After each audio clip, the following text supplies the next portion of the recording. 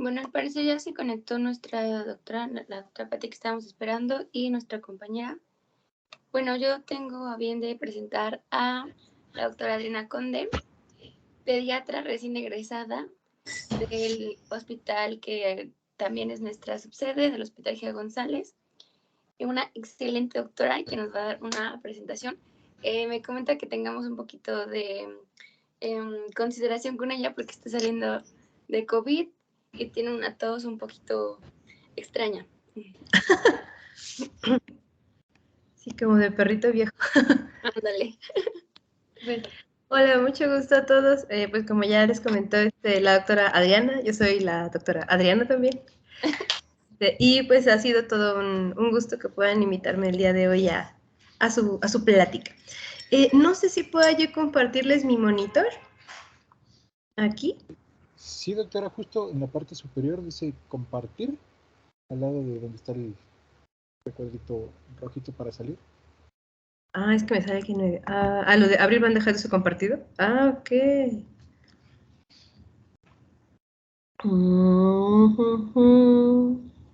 No sé si ustedes pueden ver eso. Sí. Ah, excelente. Sí, se ve. Muy bien. Digo, esto es un foro libre, se vale opinar, dar su punto de vista, preguntar. Ahora sí que si por alguna razón pues no sé yo bien de la pregunta, pues con mucho gusto la buscamos. ¿Sale? Entonces, pueden apagar sus cámaras, no es necesario que nos estemos mirando si no se sienten muy cómodos. Yo traigo una playera de Blancanieves. Luego se fueron. Bueno. Entonces, pues, les voy contando. Las complicaciones en el recién nacido que me pidieron que viéramos. La primera es asfixia perinatal. Perdón. Considero yo que la asfixia perinatal, pues está bien que sea nuestro primer tema porque va a estar relacionado con los siguientes dos temas que van a ser enterocolitis y también hemorragia intracraneal. No se considera tanto como, bueno, nosotros como pediatras consideramos asfixia perinatal porque también nos ponemos a pensar en antes del nacimiento, no solamente con el recién nacido. Entonces, bueno, como ya sabrán, pues nuestras clásicas definiciones, está hipoxisquemia y asfixia, que es falta de oxígeno, falta de flujo sanguíneo, y asfixia, que sería precisamente esta combinación entre ambas, y un mal intercambio gaseoso en el feto o el recién nacido. Por eso les recuerdo, es perinatal, no neonatal. Y tenemos otro término que es la depresión cerebral neonatal. Es cuando nuestro recién nacido no tiene buen estado de alerta, está hipotónico, no tiene buen esfuerzo respiratorio, en la primera hora de vida. Entonces es el clásico bebé que a lo mejor la mamá tuvo anestesia general, lo sacaron de urgencia y al pasar más de 2 minutos en lo que se extrajo al niño, pues puede ser que cuando nazca tengamos que apoyarle con ventilación con presión positiva. Pero después de eso no hay criterios de asfixia, ni clínicos, ni gasométricos, ni por laboratorio, entonces lo dejamos como una depresión cerebral neonatal. Para que sepamos que pues no necesariamente el hecho de que te hayan dado ventilación al nacer quiere decir que estés asfixiado. Junto con eso, pues vienen otras definiciones. Está, por ejemplo, la encefalopatía, que solamente es el estado neuroconductual anómalo. Esto es un niño que, por ejemplo, está deprimido, que no succiona bien, que está muy irritable, que tiene un periodo de sueño diferente al resto de los niños y es generalmente transitorio. Entonces lo tenemos niño entre las siguientes 4 a 6 horas en vigilancia y generalmente después de eso no hay ningún problema. Generalmente. Ya de ahí viene la encefalopatía hipóxico-isquémica, que es la EHI, para futuras referencias, donde nosotros tenemos ya los datos clínicos de un problema en el cerebro, pero que están relacionados con una causa hipóxico-isquémica, que podríamos nosotros corroborar por laboratorio, por imagen, y que sí van a tener repercusión en el recién nacido. Si está cambiando de diapositivas, no se ve si cambia, pero perdón por interrumpirla. ¿No? Ay, perdón. No, a lo mejor ahí. Me parece, sí, ahí sí. ¿Sí? Ah, bueno. Ustedes se darán cuenta que son 78 diapositivas, pero no vienen tan llenas de texto, no se espante. Gracias. Ok. Sí, no, yo sé que sintieron ansiedad cuando lo vieron, tranquilos. Bueno, y les recuerdo también la lesión cerebral hipóxico-isquémica ya es algo que nosotros podemos ver, por ejemplo, en los estudios de patología y también en los estudios de imagen, atribuibles al evento de hipoxia o isquemia.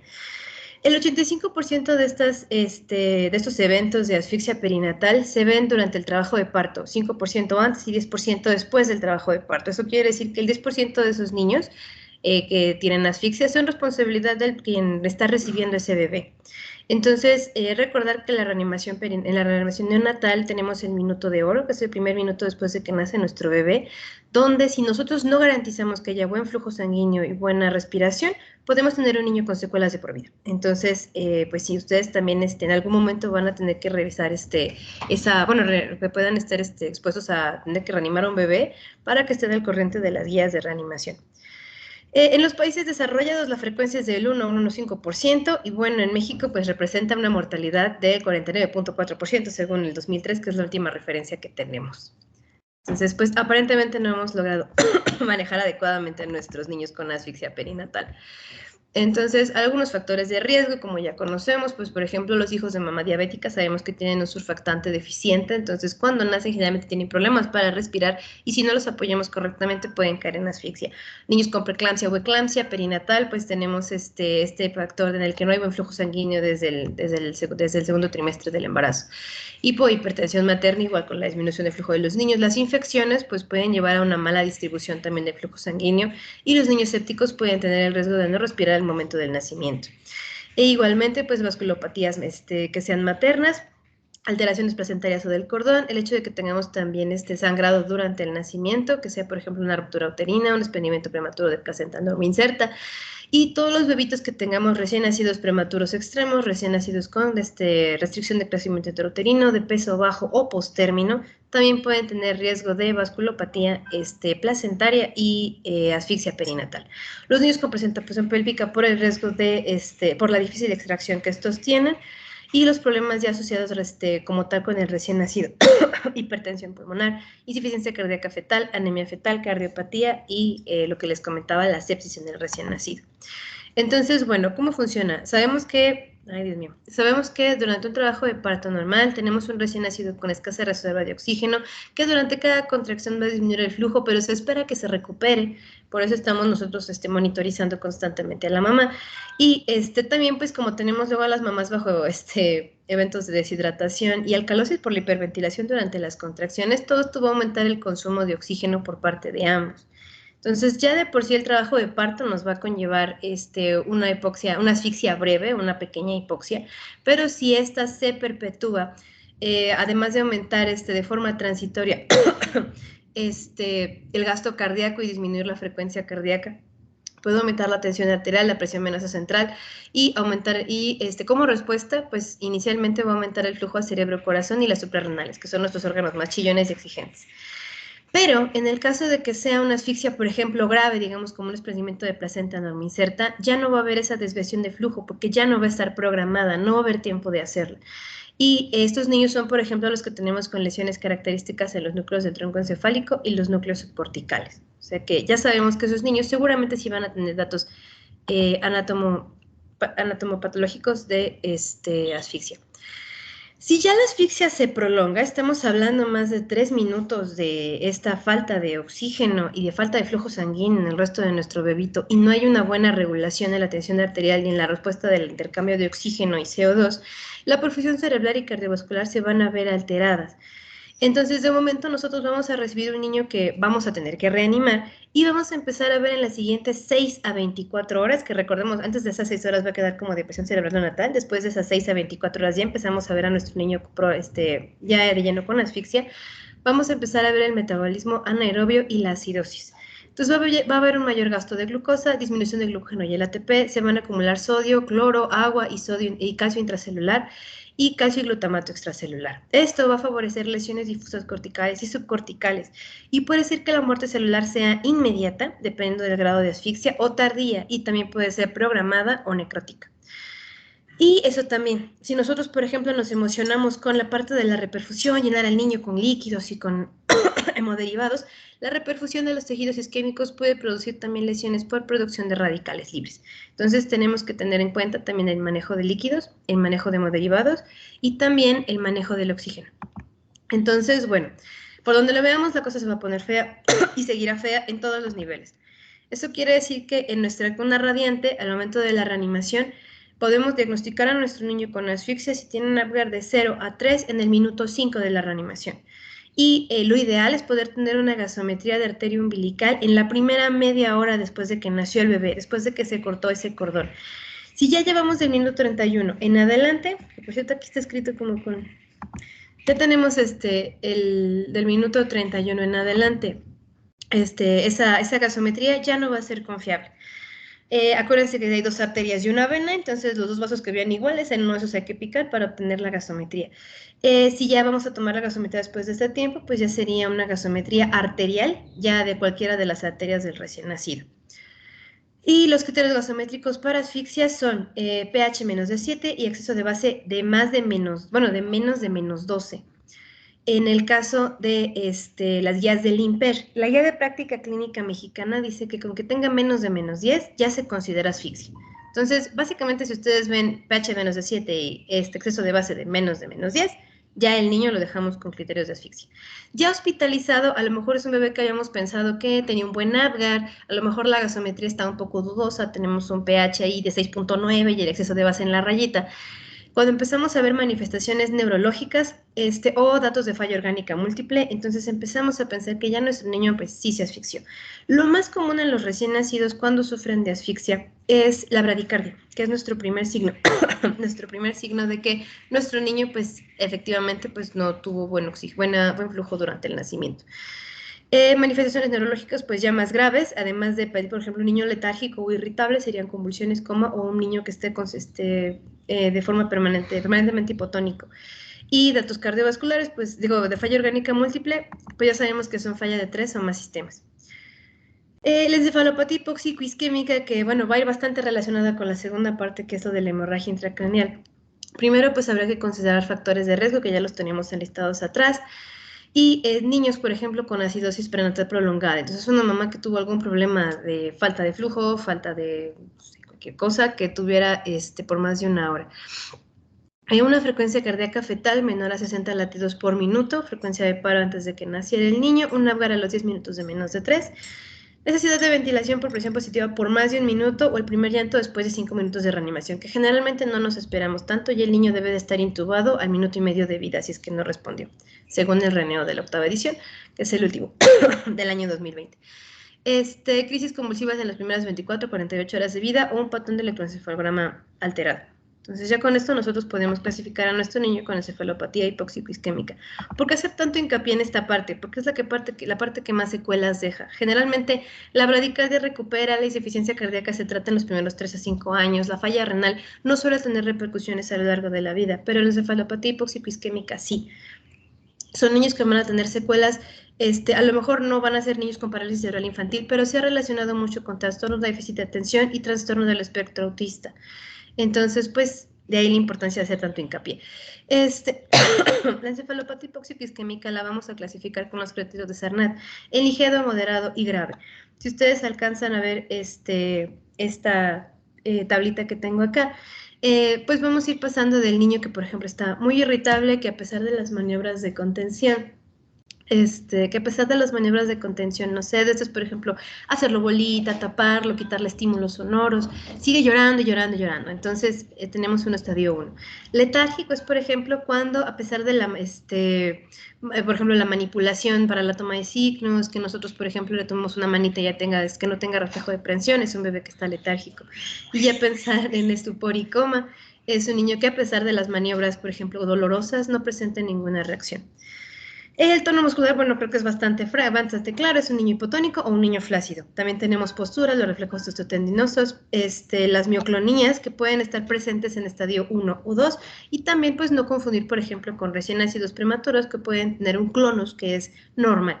Entonces, si nosotros provocamos el clonus y tarda en ceder más de 5 o 7 segundos, entonces consideramos que sí estamos teniendo mioclonías, o que incluso las presente el solito durante más de 5 a 7 segundos. El reflejo de Moro, que es el que nos gusta a todos los pediatras hacer, si se encuentra débil o ausente, pues hay que pensar en que está el espectro moderado o grave. También revisamos las pupilas, midriasis o miosis nos pueden dar también un dato de alarma. Sabemos ya que moderado y grave van a estar relacionados con crisis convulsivas, al igual que alteraciones en el electroencefalograma. Y Y generalmente, pues, dependiendo del espectro, va a ser el tiempo de duración de las manifestaciones que tengamos nosotros. Si en las primeras, pues, si en las primeras 6 a 24 horas nuestro niño ha tenido solo datos del estadio 1, podemos tener mejoría en las siguientes 24 horas, o sea, en el segundo día de vida. Si ya tenemos un niño que haya convulsionado, que lo vemos letárgico, datos de un estadio 2, probablemente tardemos 2 semanas en ver mejoría. Y el estadio 3, pues, en días a semanas, e incluso, pues, puede no haber mejoría.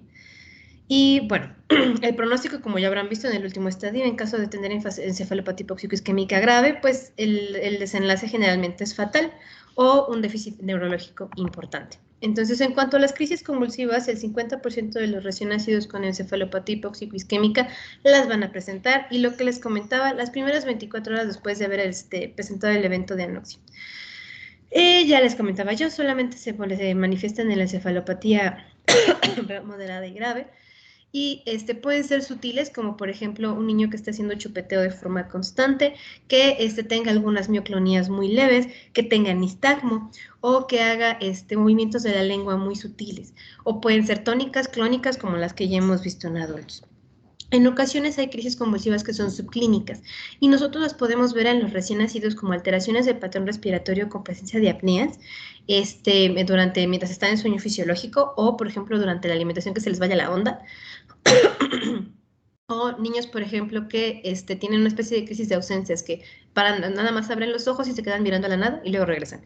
O cuando están monitorizados, cuando vemos que hay bradicardia y desaturación, pero no asociados con el manejo ventilatorio, con alguna otra cosa. Entonces hay que tener, en teoría deberíamos de tener a todos estos pacientitos con un monitor electroencefalográfico continuo para ver si no presenta crisis subclínicas. O bueno, si contamos con el recurso, pues pedir que se le tome el electroencefalograma en cuanto sea posible. Ya los niños que presentan hipertensión endocraneal es consecuencia del edema cerebral difuso que presentan. Y bueno, el hecho de tener edema cerebral, sabemos nosotros que pues va aumentando de volumen todo esto dentro de la cabecita, y puede favorecer que haya una necrosis extensa. Y bueno, un niño que tenga edema cerebral después de un evento de hipoxia, bueno, de un evento de asfixia, tiene un mal pronóstico, a pesar del tratamiento. Entonces, bueno, les recordaba yo lo del daño multiorgánico. Afortunadamente, pues en el 15% de los pacientitos solamente se va a afectar cerebro, pero el resto de los órganos también se van a ver afectados. Entonces, a nivel del riñón, las primeras 24 horas podemos ver oliguria relacionada con necrosis tubular aguda. A nivel hemodinámico, lo que les comentaba, la bradicardia sobre todo, o una bradicardia que, por ejemplo, si el niño llora, no aumenta. Estamos esperando nosotros que si, por ejemplo, tiene 100 de cardíaca y llora, suba a 120, 150, 180 niños que llegan a llorar, llegan a tener hasta 200 de cardíaca durante el llanto, y estos niños no, pueden estar llorando, podemos estar retomando la muestra, puede estar dormido y tendrá siempre 80, 90, 100 de cardíaca y no va a mejorar. Esto relacionado con isquemia transitoria. En el electrocardiograma lo podemos ver como en los adultos con descenso del ST o inversión de las ondas T. El ventrículo izquierdo va a disminuir su contractilidad. Puede haber datos de hipertensión pulmonar, y la válvula más afectada es la tricuspide. En caso de que haya asfixia grave, también el ventrículo derecho, ese va a ser el más afectado. Pero les digo, generalmente estos niños, cuando son de asfixia leve, suele mejorar la frecuencia cardíaca en las primeras 24 a 48 horas. Ahora, gastrointestinal, y por eso se relaciona mucho con la enterocolitis necrosante, es porque también al momento en el que el intestino se queda sin un buen flujo sanguíneo, pues aumenta el riesgo de isquemia intestinal. Entonces se recomienda que estos niños los dejemos en ayuno por lo menos 24 horas para vigilar si es que hay peristalsis, si es que hay evacuaciones, y si la radiografía coincide o no con datos de enterocolitis. A nivel hepático, y por eso se recomienda que se tomen los laboratorios del recién nacido entre las 12 y 24 horas de vida cuando ya son valorables, va a haber aumento de las enzimas hepáticas, datos de coagulación intravascular diseminada, puede haber también alteraciones de la glucosa, como veíamos en la fisiopatología, y trastornos para la eliminación de fármacos. Entonces, muchas veces estos bebés vamos a tener que ajustar los medicamentos a dosis renal y a dosis hepática, en lo que averiguamos si en verdad hay insuficiencia renal y hepática. Puede haber también CID por lesión vascular, y hay una disminución plaquetaria. Entonces, el riesgo de que no sangre durante un procedimiento en las primeras 48 horas de vida es alto. Por eso, colocar un catéter umbilical o canalizar a un niño o tomar una gasometría no es inocuo en los recién nacidos que hayan tenido un evento de hipoxia o asfixia. A nivel pulmonar va a haber aumento de las resistencias vasculares pulmonares y esto puede conllevar a que tengamos hemorragia o edema pulmonar por insuficiencia cardíaca. Entonces también puede ser que el manejo del ventilador se nos complique al inicio del tratamiento con estos niños si es que ya llegaron intubados a la terapia, porque van a necesitar de presiones más altas que otros recién nacidos sin estas complicaciones. Lo que les comentaba, también puede haber SDR por surfactantes deficiente o insuficiente, o si por ejemplo tuvimos aspiración meconial, también va a haber aumento de la resistencia vascular pulmonar, hipertensión pulmonar y vamos a estar más complicados para la parte del manejo con el ventilador. Idealmente deberíamos tener para el diagnóstico troponina I, que les pongo aquí los valores normales, y troponina T, que son como las más específicas, sobre todo la I. Pero muchos de los laboratorios no la tienen, entonces si podemos nosotros tomar una CKMB cuando menos, veremos que tiene 5 y 10% arriba del valor normal que nos marque nuestro laboratorio. En cuanto a las pruebas de función renal, podemos ver aumento del BUN y la creatinina de 2 a 4 días después. ¿Por qué? Porque mucha literatura considera que las primeras 72 horas la creatinina, si es que sale elevada, puede estar relacionada con la creatinina materna. Y considerando que si tuvimos una mamá preclántica o eclántica con alteraciones de la creatinina, pues muy probablemente nos vamos a ver sesgados por esa creatinina que no es de nuestro paciente. Entonces tenemos nuestros laboratorios y recomienda entre las 12 y 24 horas de vida para el niño con asfixia y después de eso tomar laboratorios cada 24 a 48 horas dependiendo de la evolución para ir monitorizando que mejore la creatinina, los electrolitos, las enzimas hepáticas y los factores de la coagulación.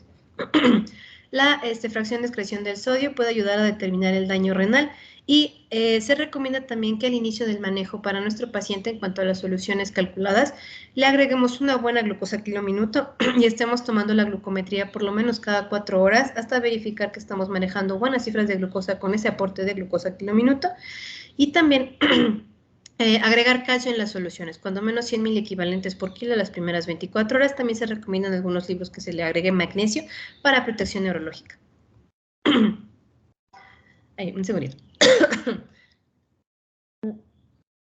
Para el diagnóstico con respecto a los estudios de gabinete, nuestro ultrasonido transfontanelar siempre es fundamental. En teoría se recomienda que si los niños tuvieron o tienen ya diagnóstico de asfixia o un evento de asfixia, se tome en las primeras 24 horas a 3 días y después de eso podamos monitorizar ese ultrasonido a los 7 días y a las 2 semanas. Para que veamos si es que hay edema, pérdida de diferenciación entre la sustancia gris y blanca, si hay hemorragia, si esta se reabsorbe, o si incluso va a haber necesidad de hacer una punción transfontanelar, ex vacuo, o colocar una derivación. En el caso de la tomografía, que no se recomienda tanto porque finalmente son recién nacidos y tenemos toda la fontanela para poder hacer el estudio, podríamos ver edema, hemorragia y lesión cerebral hipoxico-isquémica justo como en los adultos. Si tuviéramos que escoger para hacer determinación de lesiones importantes o específicas en los siguientes 7 a 10 días de vida, se recomienda la resonancia magnética. Ya el ultrasonido transfontanelar, si no tenemos el primero y queremos determinar alguna lesión más adelante, se recomienda la resonancia magnética por encima de los otros dos. Y claro, el electroencefalograma para determinar si nuestro pacientito va a necesitar manejo con anticonvulsivantes. Para el tratamiento, pues lo que yo les comentaba, evitar el daño y reducir la hipoxia con la reanimación neonatal. Entonces, recordar que durante los primeros 30 segundos y a pesar de la estimulación y la aspiración de secreciones, nosotros no tenemos respuesta de nuestro recién nacido con un buen llanto y una frecuencia cardíaca que vaya por arriba de los 100 latidos por minuto, va a ser necesario iniciar ventilación con presión positiva. Y si después de un ciclo ya corroborado que se haya dado adecuadamente durante los siguientes 30 segundos, nuestro niño no responde, la octava edición del RENEO indica que lo intubemos para disminuir el riesgo. Lo que les comentaba también, el ayuno tiene que ser mínimo 24 horas y necesitamos una sonda de derivación, una sonda orogástrica, que nosotros podamos estar viendo el gasto. Porque los niños con enterocolitis pues pueden tener sangrado franco. Los líquidos, a diferencia, por ejemplo, de los adultos, si nosotros tenemos un paciente con un EBC o con un TC importante que tratamos de restringirle los líquidos, aquí no hay impedimento para que los manejemos a requerimientos normales. Depende de la literatura que ustedes aborden. El recién nacido determina el primer día de 70 a 80 mililitros por kilo día y el recién nacido pretérmino de 80 a 90 mililitros kilogramo día. Esto ya incluyendo En su caso, hemoderivados, infusiones, medicamentos y lo que le vayamos a agregar a nuestro paciente, o sea, analgesia en el caso de que estén intubados. En caso de que haya choque, pues sí, habrá que aumentar los líquidos y tratarlo. Ya sea con cargas de solución cristaloide, en su caso, en caso de ameritar este manejo con apoyo aminérgico, con dopamina, podemos iniciar la dopamina perfectamente a 5 microgramos kilogramo minuto sin ningún problema, y las cargas y transfusiones a 10 mililitros por kilo de forma ideal. Tratar de no exceder el doble de los requerimientos, esto es, si estábamos pensando en dejarle 80, pues no pasar de los 160 mililitros por kilo al día, por el riesgo de abrir conducto arterioso y pues provocar una insuficiencia cardíaca o algún otro problema. Hay que vigilar la oxigenación. Les comentaba yo que pues generalmente tienen hipertensión pulmonar, entonces los parámetros de ventilador, la PEP y el PIP, pues siempre vamos a estar jugando con ellos hasta llegar a donde el niño lo requiera. Y con control gasométrico continuo. Eso quiere decir que ya sabemos que si nosotros hacemos un cambio en el ventilador, los siguientes 10-15 minutos podemos hacer la toma del control o hasta una hora para saber que hubo un buen cambio en el equilibrio ácido-base de acuerdo a nuestros cambios en la ventilación. Sí, porque eso de ahí vamos a tomarla para el siguiente turno, pues no es lo ideal. Les comentaba yo también, bueno, el aporte de glucosa basal tiene que ir de 4 a 6 miligramos kilo minuto. Si nosotros vemos que nuestro pacientito empieza con hipoglicemia o hiperglicemia, en el caso, por ejemplo, de los pacientes con sepsis agregada, tendremos que disminuir ese aporte hasta donde el paciente nos lo indique o aumentarlo. Hay niños que pueden tener glucosa kilo minuto de 12, 15, 18, si es que así lo requieren. Entonces, bueno, lo ideal sería, claro, poderle poner una vía central a este niño para que en caso de que tengamos que manejar apoyo aminérgico o una glucosa kilo minuto elevada, una osmolaridad elevada en las soluciones, pues lo podemos hacer con toda la confianza. Recordando pues que si tenemos daño endotelial y riesgo de sangrado, pues hay que hacerlo con todo el cuidado del mundo si vamos a colocar un catéter. El que se indica más a menudo es el catéter umbilical, venoso y arterial. Nos ayuda el arterial para tomar las muestras y el venoso para administrar todo lo que nosotros deseemos.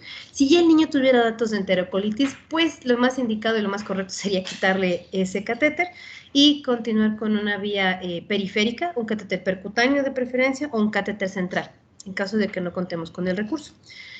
La temperatura corporal debe ser asistida, debe permanecer entre los 35 y no más de 37 grados.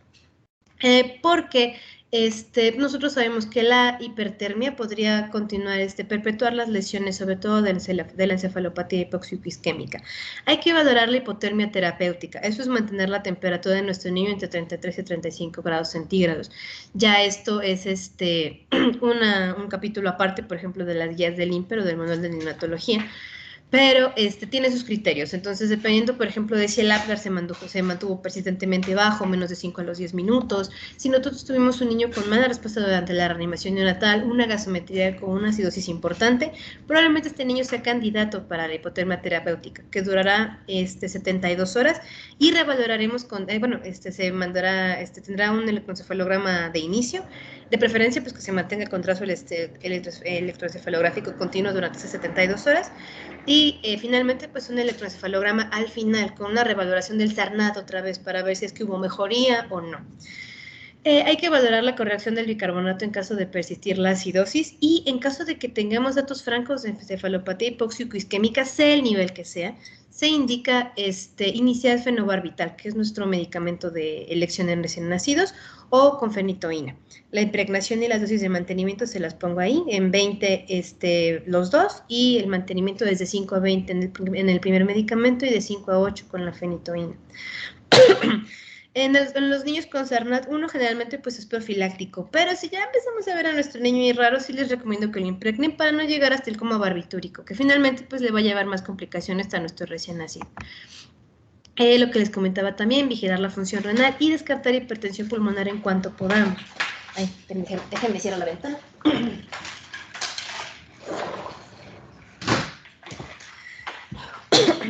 Y vigilar datos y descartar la hipertensión pulmonar. Entonces, si tenemos el recurso para que se le haga toma de un ecocardiograma, pues hacerlo a la brevedad, en las primeras 24 horas de vida y monitorizar a la semana de vida para ver cómo quedó ese miocardio. El pronóstico, el 20% de estos niñitos va a fallecer. Y el 30% de los pacientes va a quedar con secuelas en el neurodesarrollo. Lo que les comentaba puede ser desde un espectro autista hasta un niño que necesite terapia de lenguaje o una parálisis cerebral, que será el 5 al 10% de estos pacientes. De los niños que tengan SARNAT 1, casi el 100% va a tener un neurodesarrollo sin ningún problema, que es ahí donde entran más nuestros niños de espectro autista y trastorno por déficit de atención.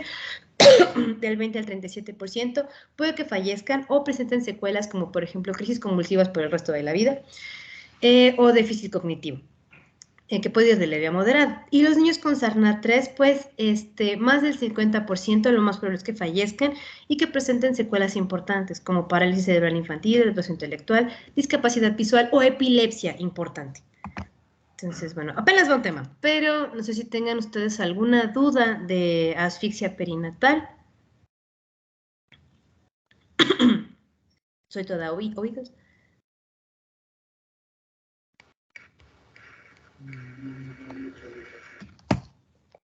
¿No? ¿Todo muy bien? ¿Todos siguen despiertos y vivos? Sí, todo bien. Todo bien. Ok. Bueno, eso es como una sesión espiritista. Entonces, bueno, el siguiente sería hemorragia intracraneal. Entonces sabemos que la hemorragia intracraneal pues la vamos a ir nosotros clasificando dependiendo de dónde haya sangrado. Así como nosotros sabemos que el caput y el cefalohematoma no son lo mismo, pues tampoco serán lo mismo los sangrados en los diferentes niveles. Entonces, bueno, sabemos que están las meninges, que también dentro tenemos nuestro encéfalo como tal, tenemos nuestros ventrículos y también la matriz germinal y el cerebelo. Entonces, las hemorragias pueden ser a cualquiera de estos niveles. Y de eso dependerá cómo se ven en los estudios y qué manejo y pronóstico tenga. Entonces, la hemorragia intracraneal varía del 2 al 30% dependiendo de la edad gestacional. Para donde lo vean en todas las patologías, perdón, los recién nacidos prematuros siempre la tendrán de perder. Generalmente los recién nacidos prematuros extremos son los que peor les va en cuanto a la enterocolitis, en cuanto a la insuficiencia cardíaca, en cuanto a la hipertensión pulmonar y en cuanto a la hemorragia intracraneal. Entonces, lo que les comentaba, hay varios tipos de hemorragia, pueden ser por fuera del cerebro, en nuestras meninges, puede ser en el parénquima cerebral o a nivel del cerebelo, intraventricular a partir de la matriz germinal, subependimaria o de los plexos coroideos. La más común es la intraventricular y periventricular. Entonces, bueno, los factores de riesgo son, primero, pues la prematurez. Después de eso, comentaba el manual del Cloherty, que el perímetro cefálico. Si nosotros empezamos a ver aumento del perímetro cefálico de forma sospechosa en un recién nacido aparentemente sano, probablemente pues también se trate de una hemorragia intracraneana. La rigidez pélvica, sobre todo en las mamás primíparas o las mamás añosas, el hecho de que esté contundiendo constantemente la cabecita de bebé contra la pelvis, pues nos puede favorecer una hemorragia. Generalmente va a ser subdural y epidural, no va a haber como otro problema, pero pues es algo que tenemos que estudiar. La presentación de cara o la presentación pélvica por la difícil extracción en caso de que sea parto, o que el parto se haya encontrado muy avanzado durante la extracción abdominal.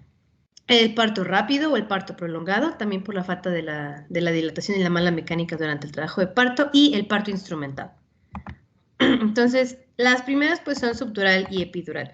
Lo más común es que sea durante el trabajo de parto porque pues el moldeamiento va a ser vertical, hay un alargamiento de la cabecita y todas las fuerzas de torsión sobre la cabeza, lo que comentábamos, por ejemplo, en las pelvis rígidas de algunas mamás, pues puede favorecer que no sangre la cabeza. Esto se da por los desgarros de las láminas durales de la tienda del cerebelo o del lao cerebral. Esto puede producir desgarros de estas venas que les pongo a continuación y favorecer la hemorragia subdural en la fosa posterior. Es más común en los recién nacidos de término. Este ultrasonido transfontanelar suele tomarse en la fontanela posterior porque es donde más comúnmente se ve. Entonces, así como en los adultos vamos a ver este tipo de lesiones que son convexas, si no me equivoco.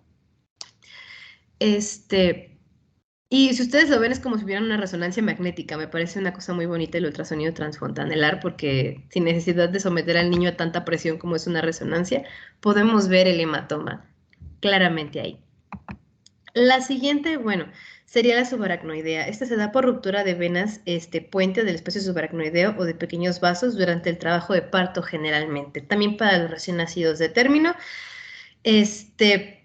es que tenemos estas lesiones cuando son pequeñas o cuando son subpiales.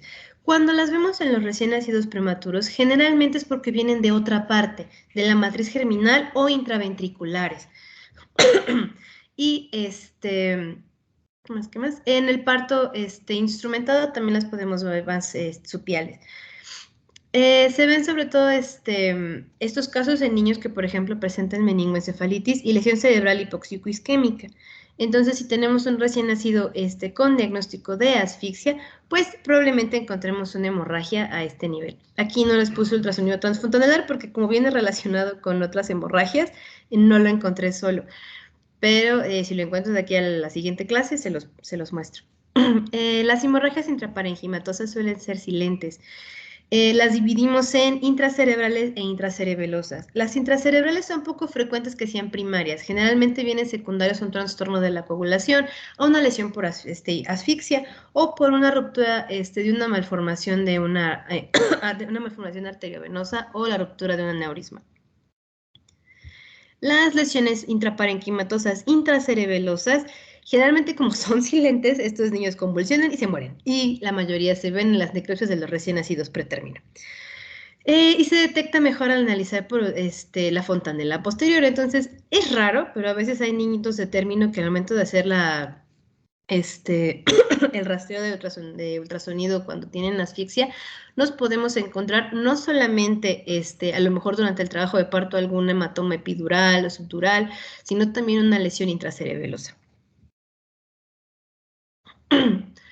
Las hemorragias de la matriz germinal e intraventricular se ven más en recién nacidos prematuros, generalmente en menores de 32 semanas. Y está relacionado con traumatismo o asfixia. Entonces ya sabemos que, eso es en menores de 32 semanas. Y en recién nacidos de término está más relacionado con traumatismo o asfixia. Pero hablamos de un traumatismo realmente importante, que sea, por ejemplo, un parto muy difícil en una mamá muy primípara o muy añosa, o que, por ejemplo, usaran los forceps y no los usaran correctamente. Entonces, bueno, estas hemorragias son menos comunes, pero también las podemos encontrar en los pacientitos con diagnóstico clínico de asfixia. Estas hemorragias también suelen ser silentes, entonces generalmente primero los vemos convulsionar con un Sarnat 2-3, ya están intubados los niños y cuando les toman el ultrasonido nos vamos encontrando con todos estos problemas. ¿Por qué los recién nacidos prematuros suelen sangrar más que los recién nacidos de término? Porque sus vasitos en la matriz germinal son más frágiles que en los niños más grandes, mayores de 32 semanas.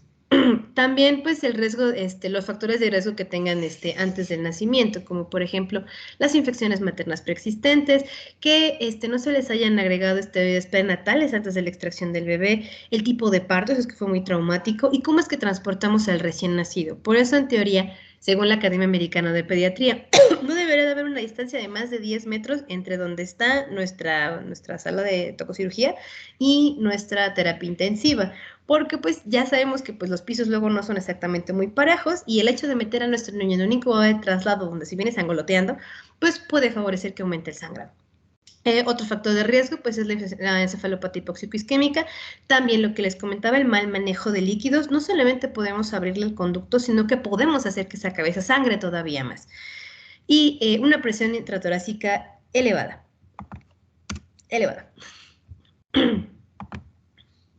Entonces, bueno, por acá esta imagen me gustó mucho porque se alcanzaba a ver la hemorragia intraparenquimatosa, que no sé si alcanzará en mi cursor, pero aquí está francamente toda blanca.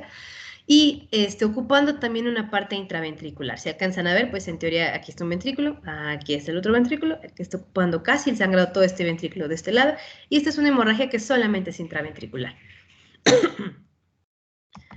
La hemorragia intraventricular, como es la que más secuelas suele tener, la clasificamos nosotros con dos clasificaciones, que son la de Papil y la de Volpi. Van del grado 1 al 4 y dependiendo de dónde se haya encontrado el sangrado y la extensión de será como la clasifiquemos. El grado 1 es de matriz germinal, está limitado, viendo que el grado 4 ya hay existencia de un infarto hemorrágico venoso parenquimatoso asociado. En cuanto a la de Volpe, también en el grado 1 marcan una hemorragia de matriz germinal con una hemorragia intraventricular mínima, o puede no haber. Y en el caso del grado 3 hay una hemorragia intraventricular grave. Ahora, ¿cómo se ve? Depende si nuestro sangrado es silente o si nuestro sangrado es importante. Si el sangrado es muy importante, si es copioso y es rápido, en las primeras horas de vida, primero vamos a tener un niño que va a tener datos de hipovolemia, datos de choque. Y conforme vayamos viendo a nuestro pequeñito, se va a ir viendo la fontanela abombada y abombada. El perímetro cefálico sí crece, pero cuando el sangrado tarda más de 7 días. Entonces, no esperemos ver a un niño cabezón si el sangrado es muy rápido. Más bien se abomba la fontanela y empiezan a chocarse. Cuando el sangrado es mínimo, puede tardar hasta una semana y empezamos a ver déficit neurológico progresivo en nuestros pacientes o incluso presentan datos de hidrocefalia antes de que nosotros diagnostiquemos el sangrado. Por eso, otra vez hacer hincapié en que los recién nacidos prematuros, sobre todo los extremos, deberán tener un ultrasonido en sus primeras 24 horas de vida con monitorización a los 7 y 14 días de vida. Ahora, ¿cómo vamos a ver nosotros una hemorragia? Pues si no fue el acúmulo rápido y copioso del que estábamos hablando, vemos un recién nacido irritable, lo que les comentaba, no cede ante las maniobras de contención, puede haber abombamiento de la fontanela progresivo, aumento del perímetro cefálico, diástasis de las suturas, o sea que se van separando.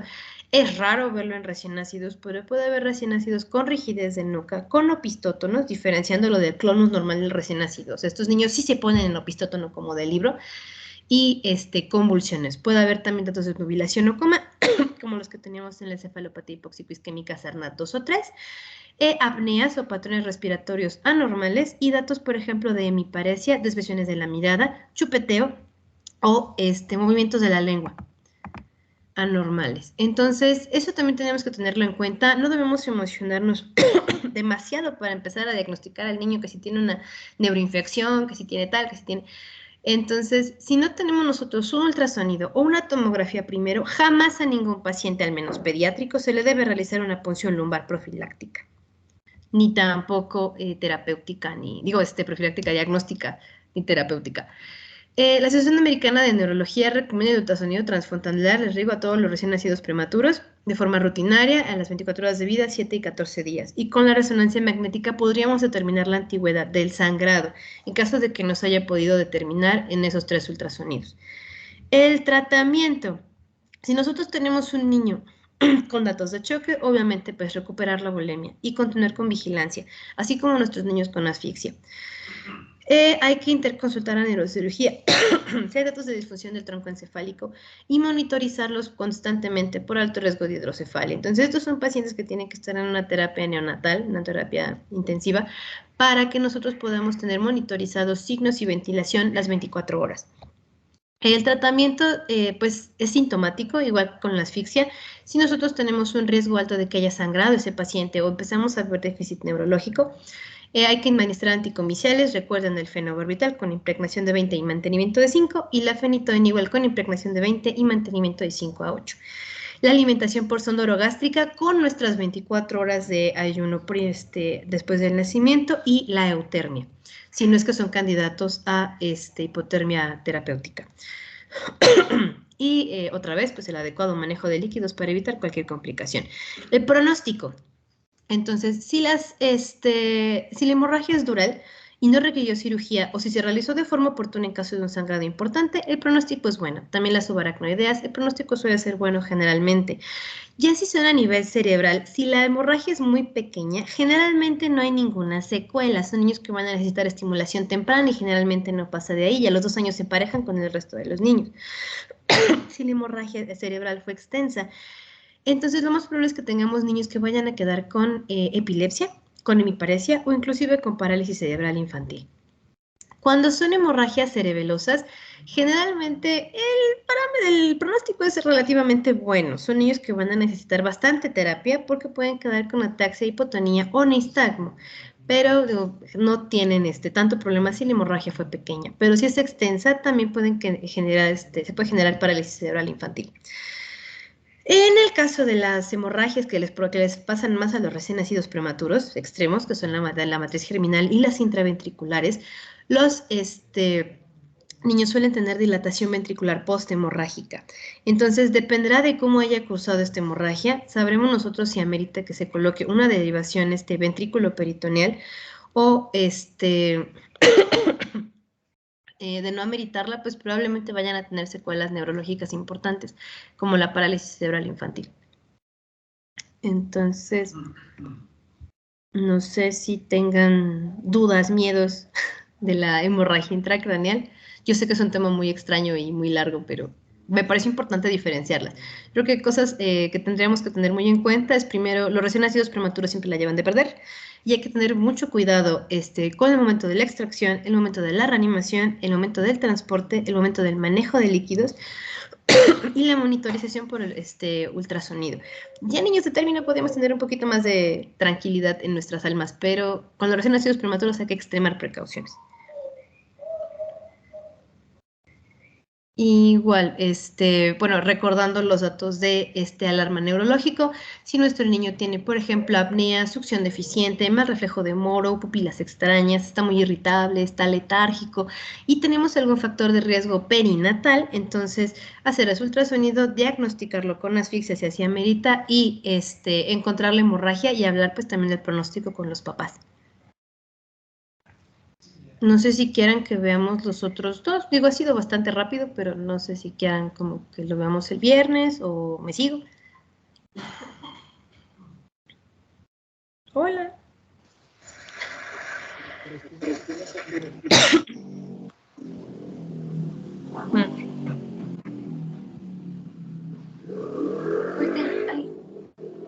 Tenemos programado el tiempo para el día viernes y quisiéramos continuar, pero no sé mis compañeros. Como ustedes Yo no me tengo digan. problema por continuar. Comenta la doctora que podemos ver los otros dos. ¿Sí? Sí, sin problema. Ok. Bueno, entonces, ya ven, les dije, eran 78 diapositivas, pero se nos fueron muy rápido. Y ya desmenuzando el tema, digo, yo me eché un capítulo de 36 hojas, el otro de 48 y un montón de cosas, pero bueno, espero que lo hayan visto un poco más digerido. La enterocolitis necrosante, que yo creo que es el siguiente coco de todos los pediatras, es la causa más frecuente de enfermedad gastrointestinal adquirida y emergencia quirúrgica en el recién nacido. No todas las distensiones en los recién nacidos, las intolerancias a la vía oral, las diarreas extrañas, las evacuaciones raras en los recién nacidos, van a ser enterocolitis. Muchas veces son alergia a la proteína de leche de vaca, intolerancia a la vía oral, la leche materna tiene algún patógeno. A lo mejor nuestro niño, no sé, tragó sangre de la mamá, eso le irritó la panza. Puede haber muchas causas. Entonces, muchas veces muchos de los niños que tenemos con diagnóstico de enterocolitis en las terapias neonatales o intermedias, puede que realmente no la tuvieran. Pero bueno, la enterocolitis necrosante es una enfermedad inflamatoria severa del intestino que afecta generalmente al ilio y al colon. Y pues la incidencia es del 5 al 15% ya real. Entonces, si ustedes, por ejemplo, tienen 10 niños en el cunero y 8 tienen enterocolitis, probablemente solamente 1 o 2 realmente la tengan. Se ve 5 al 10% de los recién nacidos con peso bajo al nacimiento, peso bajo, recordemos, menos de 2,500. El 10% de los recién nacidos de término, que es raro, pero generalmente es asociado, por ejemplo, con eventos de hipoxia o asfixia. Y el 85%, como ya vimos, tiene menos de 32 semanas. Entonces, otra vez, los recién nacidos prematuros la tienen toda de perder. No se ha esclarecido del todo si hay una relación con sexo, raza y situación geográfica. Aunque, por ejemplo, hay un artículo que estaba yo leyendo de una revista de gastroenterología, pero es peruana, entonces realmente no sé qué tan buen parámetro sea, es del año 2020, donde decían que había más relación con ser niño y ser asiático para tener esta enfermedad que con el resto de los niños, pero pues era un estudio muy pequeño, entonces por eso no lo agregué en la presentación. Pero, por ejemplo, los niños asiáticos son los que más prevalencia tienen donde más incidencia hay de atresia de vías biliares, así que no me parecería extraño que tuviéramos otros problemas gastrointestinales en su haber. Factores de riesgo, pues el primero ya les comentaba, la prematurez, el peso al bajo al nacimiento, la restricción de crecimiento intrauterino. El inicio de la alimentación con fórmula. Entonces, bueno, muchas veces las fórmulas que no son, por ejemplo, la Comfort, las fórmulas que son enteras, pueden no ser bien toleradas por el recién nacido. Entonces, Muchas veces los recién nacidos van a tener enterocolitis porque no favorecimos el apego en la primera hora de vida con la mamá, no favorecimos primero la ingesta de calostro antes del inicio de la alimentación con fórmula. O si, por ejemplo, tuvimos un recién nacido asfixiado, pues se prefiere iniciar la alimentación con calostro para evitar que tenga enterocolitis. También, además de prevenir la hemorragia intracraneal, el hecho de administrar esteroides prenatales a la mamá nos puede ayudar a disminuir el riesgo de esta enfermedad. Otras cosas, por ejemplo, el consumo materno de cocaína por parte el consumo materno de cocaína puede favorecernos enterocolitis, otra vez la sepsis, los eventos de hipoxisquemia, la asfixia y datos relacionados tanto a la mamá como al bebé, cardiopatías congénitas no tratadas de la mamá o del niño o hipotensión materna o del recién nacido. También las transfusiones de paquetes globulares en los recién nacidos prematuros hechas con alevosía, que son más de 10 mililitros por kilo, pueden favorecer la enterocolitis. Por eso no transfundimos de primera intención a nuestros recién nacidos prematuros, a menos de que tengan datos francos de hipovolemia que no mejoren con manejo de cristaloides. Y no lo hacemos tampoco de trancazo. Entonces, 10 mililitros por kilo y esperamos, porque podemos favorecer la enterocolitis. Y también la disbiosis en caso de algún problema de disbiosis materna o los niños que nacieron por cesárea, pues también son más propensos a tener estos problemas. Otros factores de riesgo que, por ejemplo, marcaban en este artículo que es del 2015, es pérdida del gen de crecimiento epidérmico HbEGF que preserva la función intestinal. Y en el caso, por ejemplo, del recién nacido prematuro, como tenemos una barrera mucosa inmadura, tenemos menos motilidad y vaciamiento, la barrera de mucina es poco eficiente, entonces tenemos más riesgo de que cualquier patógeno se nos cuele por ahí. Hay una mala inmunidad innata, una inmunoglobulina A deficiente y con el aumento de la permeabilidad, pues también favorecemos el paso de los patógenos. Todo eso asociado a que de por sí ya tienen una mala digestión de los alimentos y una mala regulación circulatoria a nivel intestinal. Entonces, bueno, ya viéndolo más científico, más a fondo, los receptores Toll-like que se encuentran en el intestino se encargan de mantener la integridad intestinal y reparar el tejido de forma progresiva. Identifican a los patógenos, sobre todo estos dos receptores, el 2 y el 4. Cuando estos receptores no están funcionando adecuadamente, se favorece la liberación de interleucinas, el factor activador de plaquetas, leucotrienes, radicales libres y factor de necrosis tumoral. Al momento en el que esto falle, pues en el que esto sucede, pues hay una inflamación generalizada. Hay una falla de la barrera, translocación bacteriana e inflamación. Se van a liberar endotelina 1 y óxido nítrico, lo que van a favorecer la vasoconstricción, la isquemia intestinal y el daño celular, que va a tardar en repararse más o menos entre 5 y 10 días, que es lo que puede continuar en ayuno a nuestro paciente. El ayuno tampoco nos va a ayudar. Si es un paciente que tuvimos en ayuno por X razón, porque se operó, porque nació con asfixia, porque lo vimos distendido, porque tenía un gasto por la sonda que no nos estaba gustando, ya más de 3 días se favorece la atrofia de la mucosa duodenal y la apoptosis de la barrera epitelial. Entonces, al suceder esto, aumenta la permeabilidad y va a aumentar la translocación bacteriana también. Por eso recomendamos que en niños con más de 72 horas de ayuno, los volúmenes de la vía oral se inicien muy pequeñitos.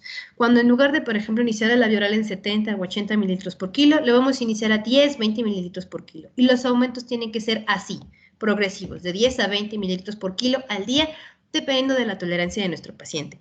Sabemos que nuestro paciente tolera si al hacer, por ejemplo, técnica de residuo, esto es antes de darle la siguiente toma, aspirar el contenido de la pancita, si obtenemos leche que sea más del 30% o más del total de la toma, por ejemplo, si toma 30 mililitros y sacamos 10, este niño tiene que quedarse en ayuno, por lo menos una toma, y el siguiente aumento tiene que ser muy lento. O sea, a lo mejor esperar 24 a 48 horas en esperar a hacer el siguiente aumento. Esa es una forma. Otra forma sería, por ejemplo, que presentara vómito franco. Igual esperamos más del 30% de la toma, que ahí se hace el cálculo con cuánto hayamos visto que vomitó. Y distensión de más de 2 centímetros después de la toma. Entonces, el cuadro clínico. La mayoría, si nosotros iniciamos la alimentación con fórmula y los tenemos ahí en la terapia intermedia, con niños con factores de riesgo, claramente, eso es muy raro que de casa nos los traigan a los niños sanos. En 8 o 10 días después de iniciar la alimentación, empezamos con el cuadro clínico. Pueden ser desde los datos más inespecíficos que pueden durar varios días hasta un inicio fulminante que lleve al choque y la muerte.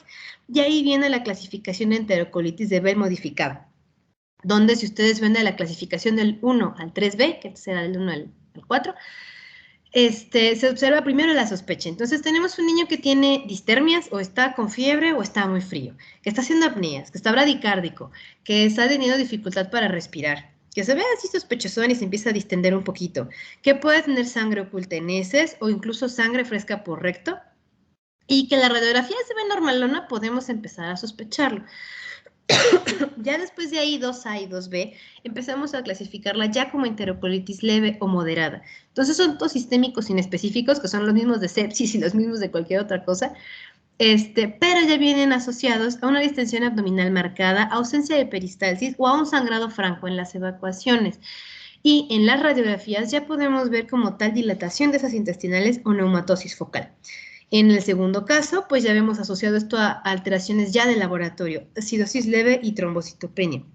Ya empezamos a ver edema de la pared abdominal. Incluso se puede ver el asa fija a través de la pancita, se ve como el bultito ahí todo viejo ahí cuajado que no se mueve. Y muy doloroso el abdomen. Acuérdense que para poder saber si un recién nacido tiene dolor abdominal, no nos va a decir que le duele la panza. Pero si, por ejemplo, le damos a succionar algo y mientras está succionando nosotros presionamos suavemente la pancita y deja de succionar o mete los piecitos, que los encoja, que se haga bolita, probablemente este niño tenga dolor. Entonces hay necesidad de dejar en ayuno y tomar una radiografía. En la 2B ya empezamos a ver cambios importantes como neumatosis extensa, gas en la vena porta o incluso ascitis temprana. Ya los siguientes pacientitos van a tener ascitis importante, pueden tener una asa fija en la radiografía y vamos a empezar a ver daño a nivel sistémico. Podemos ver ya hipotensión, oliguria, datos de coagulación intravascular diseminada. Y el último caso sería que tuviéramos un deterioro rápido, choque, distensión abdominal importante, edema de pared, equimosis inclusive a nivel abdominal, induración, aire libre subdiafragmático y neumoperitoneo, que en este caso pues requeriríamos cirugía de urgencia. En el caso de los estudios de laboratorio, además de la trombocitopenia y la acidosis, podemos ver datos de anemia, si es que hay sangrado, importante, aumento o disminución de los leucocitos, puede haber vandemia, trombocitopenia, la PCR positiva, si su laboratorio marca hasta 1, pues arriba de 1, si es mayor de 5, arriba de 5, no es como en el COVID que tenemos como un parámetro importante, solo que esté positiva. Aumento de monocitos y eosinófilos, puede haber alteraciones también de la glucosa, de los electrolitos, sobre todo del sodio, la acidosis metabólica que ya comentábamos y datos de coagulación intravascular diseminada. Los ácidos grasos ligados a proteínas que casi no hay en los laboratorios se ven en los estadios 2 y 3 y están otras pruebas que también son más de hospital privado, pero están el Claudin 3, que en la orina se puede ver alterado, la calprotectina elevada en heces y que mencionaban también en este artículo que es el S100 mieloide ligado a proteína en los pacientes que han requerido cirugía se ha visto elevado. En el caso de la radiografía abdominal, se recomienda no solo hacer una proyección, para que podamos nosotros ver mejor, se recomienda AP y lateral izquierda, para que el hígado no nos impida poder mirar bien las estructuras de la pancita. Vamos a ver primero que nada, pues niveles hidroaéreos, lo que les comentaba en la clasificación, dilatación de haces o engrosamiento de la pared intestinal. Puede haber neumatosis intestinal, gas en la vena porta o asa fija, ascitis y neumoperitoneo. Entonces, dilatación de asas, pues sin mayor problema, ya vemos acá que están todas las asas súper dilatadas y que no hay aire en hueco pélvico. Eso también nos habla de que algo no se está moviendo ahí. De hecho, tiene su sonda, más me parece como en yeyunal ahí, porque no hay aire ni en el estómago. El neumoperitoneo, pues ya se habrán dado cuenta de que hay un aire escapado aquí en la parte de arriba, subdiafragmático, y además no se distingue ninguna de las asas. Entonces, solamente sabemos que por aquí va el estómago y el resto, pues, está todo hecho bolas. Entonces, ese es el neumoperitoneo. La neumatosis intestinal. Nosotros vamos a ir viendo lo que llaman el doble riel, que es, no sé si alcanzan ustedes a verlo, donde están ahí las flechitas azules, que se alcanza a ver como más marcado. Las asas intestinales, como en burbujitas. La neumatosis intestinal y el gas en el sistema porta. Cuando tomamos la radiografía, dentro del hígado se ve una tacita de aire. En el caso del ultrasonido abdominal, se comenta que se ven puntos ecogénicos y una ecogenicidad densa granular. Hay aumento del espesor de la pared y su ecogenicidad y también líquido libre. Entonces, si ustedes han visto ultrasonidos normales, por ejemplo, cuando le toman un ultrasonido a alguien y quieren descartarle apendicitis y todo se ve muy bien, no se ve como estas zonas que están aquí. Aquí se ve bastante engrosada la pared abdominal. Ya ven que todas parecen como Fruit Loops muy gorditos, entonces este niño tiene enterocolitis. La neumatosis de la pared intestinal también se observa y aquí está el aumento de la ecogenicidad marcado con estos puntitos blancos en estas flechas blancas. Y las burbujitas en la vena porta. Entonces la vena porta pues normalmente se vería toda negrita, pero si empezamos a ver también esas como calcificaciones ahí blanquillas, son las burbujitas dentro de la vena porta. Entonces, por ultrasonido y por radiografía. Generalmente es por radiografía porque nadie quiere tomar el ultrasonido para la enterocolitis. El tratamiento dependerá de la severidad. Si lo sospechamos o es una enterocolitis leve, hacemos ayuno, por lo menos 1 o 2 días, y se recomienda iniciar con nutrición parenteral. No se recomienda dejar al recién nacido más de 24 horas de ayuno. Si ese es nuestro plan, tenerlo por más de 24 horas en ayuno, se recomienda iniciar con nutrición parenteral a requerimiento. Todos nuestros pacientitos tendrán que tener una sonda orogástrica para verificar ese gasto, en caso de que, por ejemplo, sea hemático o en pozos de café, para darle manejo. Se recomienda también iniciar con antibióticos de amplio espectro por el alto riesgo que tenemos de la translocación bacteriana. Puede ser un doble esquema, puede ser AMPI y banco, combinada con un aminoglicósido que puede ser amica o genta, o en su defecto, pues cefotaxima y metronidazol en caso de perforación.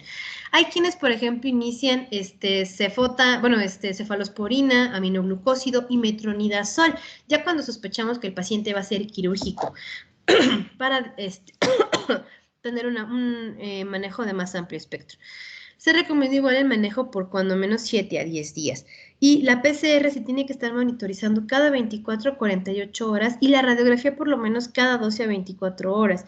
Incluso hay literatura que recomienda que en caso de enterocolitis grado 3A, se esté tomando el control radiográfico cada 6 a 8 horas para ver la progresión de la enfermedad. En el estadio 3 el ayuno puede durar hasta una semana y en el caso 4 pues dependerá. Si todavía no nos parece que va a ser quirúrgico pueden ser hasta 7 días de ayuno. Si ya se hace la cirugía puede ser que continúe hasta 10 días de ayuno después de la cirugía. El 20 al 40% de los recién nacidos la va a requerir. En caso de que sea una lesión muy focalizada, se hará una resección y una anastomosis terminal.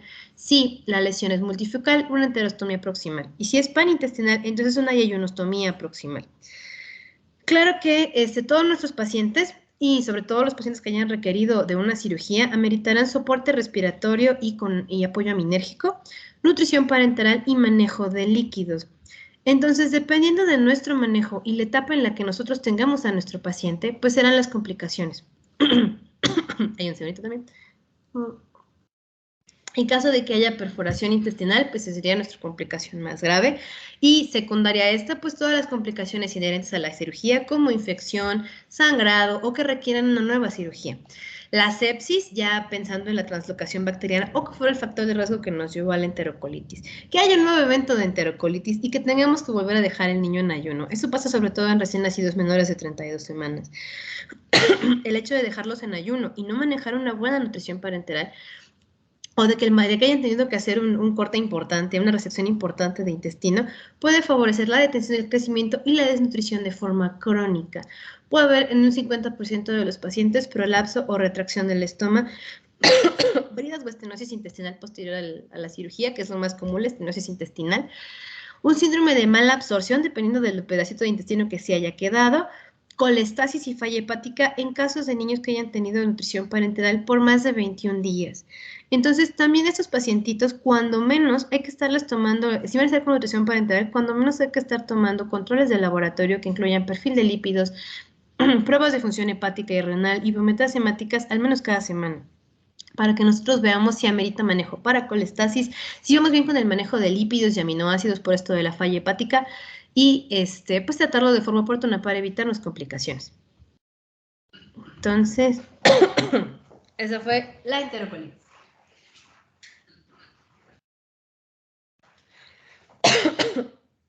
¿Qué tal? ¿Cómo vamos? ¿Siguen todos vivos? Sí. Muy bien. Así, Sí. Escuché el almohadazo hasta acá. Bueno, entonces, ese Snorlax originalmente se movía, pero El último sería la asociación Bacter, que creo que es el tema más sencillo y no viene asociado con nada de lo que hemos visto anteriormente, entonces va a ser un poco más sencillo. Hay que recordar que no es lo mismo un síndrome que una asociación. Una asociación significa que se compone de un montón de características que son específicas a esa asociación, pero que ocurren, tiene una causa específica, no debidas al azar, pero no se les ha encontrado todavía una causa. Entonces, para que nosotros podamos diagnosticar a nuestro niño con una asociación Bacter, tendríamos que tener una asociación de malformaciones congénitas con al menos 3 de los siguientes que ustedes ya conocen. B, de defectos vertebrales, A, de atresia anal, C, de defectos cardíacos, T, de fístula traqueoesofágica, anomalías renales y anomalías de las extremidades por sus siglas en inglés.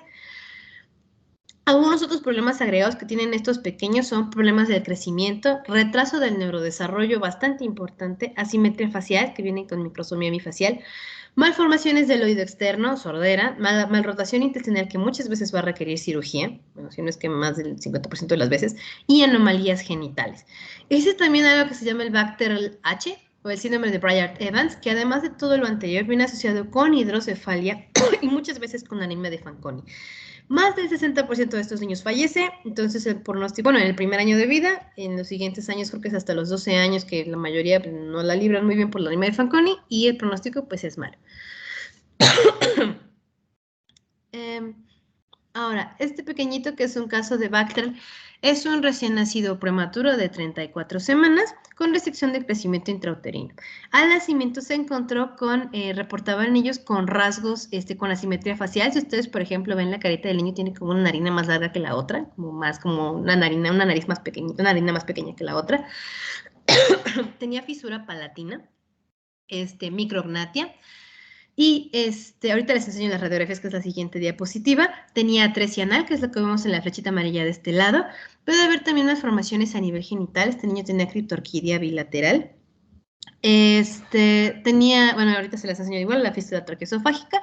Y tenía prolapso prolapso de órganos aquí en el cordón umbilical. Además de alteraciones en las extremidades, que si no mal recuerdo, pero no puse las fotos acá, tenía sindactilia en una de las manitas. Entonces, bueno, adiós. Entonces, bueno, estamos viendo nosotros acá, en la flecha amarilla que está más abajo en la imagen A, que trataron de pasar la sonda para pasarla por esófago y a estómago, y de repente la sonda dio la vuelta en el esófago y nunca llegó al estómago, que está aquí abajo. Entonces, este niño tenía una atresia esofágica. Estamos viendo también que la silueta cardíaca estaba aumentada, ya ocupando más de casi 2/3 de esta parte. Le habían encontrado una persistencia del conducto arterioso y una comunicación intraventricular. Del lado derecho de la pantalla, en la imagen B, al momento en el que tomaron la siguiente radiografía, se dieron cuenta de que había una comunicación entre intestino y tórax. Entonces, tenía una fístula traqueoesofágica. Sí, traqueoesofágica. No sé, entre intestino y tórax. Estaba entre el bolsón esofágico que tenía y el tórax. Y en la parte de aquí abajo, en la flechita que les puse aquí abajo, tenía malformaciones vertebrales, una hemivértebra ahí medio hecha, y no tenía coxis. Ni sacro ni coxis. Entonces, bueno, creo que este niño tenía todas las de perder. Ah, aquí está la manita. No era sindactilia, más bien. Bueno, es sindactilia, tiene solo 4 deditos. Esto pues más bien parece dado no por el azar, pero pareciera por una mala suerte, por casualidad, porque no sigue ninguna ley mendeliana, es esporádico, y si hay varios en la familia se considera que podría ser autosómico, pero es raro, porque el riesgo de repetición es del 1%. Se calcula que pasan 1.6 por cada 1000 recién nacidos vivos, y hay una relación de hombres a mujeres de 2.6 a 1.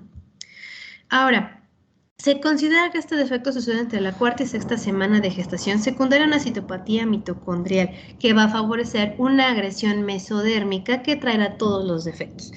Algunos factores de riesgo pues serán manejo con hidantoína, fenitoína, estrógenos, progesterona y adremicina maternos, diabetes mellitus materna mal controlada, ya desde 3 meses antes del embarazo, exposición a plomo y alcoholismo materno. Pero el embarazo, porque luego dicen, es que lo suspendí cuando me supe embarazada, pero el daño ya estaba hecho. El tratamiento dependerá de los problemas que el niño presente. Todo lo que se puede operar, las fístulas traqueoesofágicas, las atresias esofágicas, las atresias anales, los problemas cardíacos se operarán. La parte de la rehabilitación. Generalmente estos niños no tienen no suelen tener ningún déficit cognitivo. Entonces será rehabilitarlo para que alcancen su mayor potencial. Si por ejemplo tienen sindactilia o no van a poder caminar, pues que puedan valerse por sí mismos lo más posible.